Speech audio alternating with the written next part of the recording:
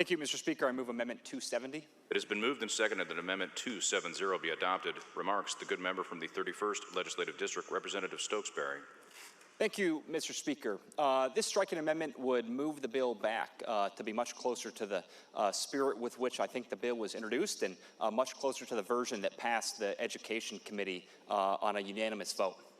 Mr. Speaker, I think what is really important that we do in this area is make sure that we are funding kids' ability to take the classes while they're in high school that are right for them. The underlying bill, without this amendment, doesn't do that. All the underlying bill does at this point is simply reallocate some state dollars to schools and community colleges. We need to do much more than that, Mr. Speaker. Need I remind you, once again, Article 9, Section 1 of the state Constitution says that education is the state's paramount duty. The paramount duty. Mr. Speaker, if kids in high school are able to take dual credit classes, they should be able to, and they should be able to without having to pay out of their own pocket. To have to do so is antithetical to the notion of a free course of public education for all students in Washington State. And Mr. Speaker, more importantly, this striking amendment is about equity.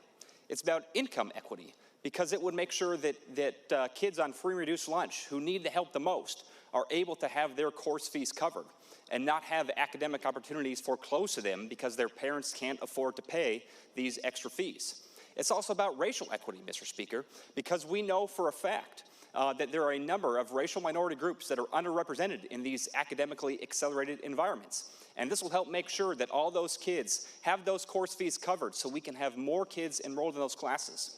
This striking amendment also does something novel by taking advantage of the fact that this bill would actually save the state some money by encouraging more students to take classes at community colleges and college and the high school, which is a lower cost to the state than it would cost the state if these same kids took classes at four-year institutions. And we can leverage those savings by delivering a stipend to students to encourage them to enroll in these kinds of classes. So, Mr. Speaker, we should make this a priority. We should make sure that every kid, regardless of their family's income status, can take the classes in high school that make sense for them. That was what the Education Committee, that was the policy the Education Committee voted on unanimously. That should be the policy of this body.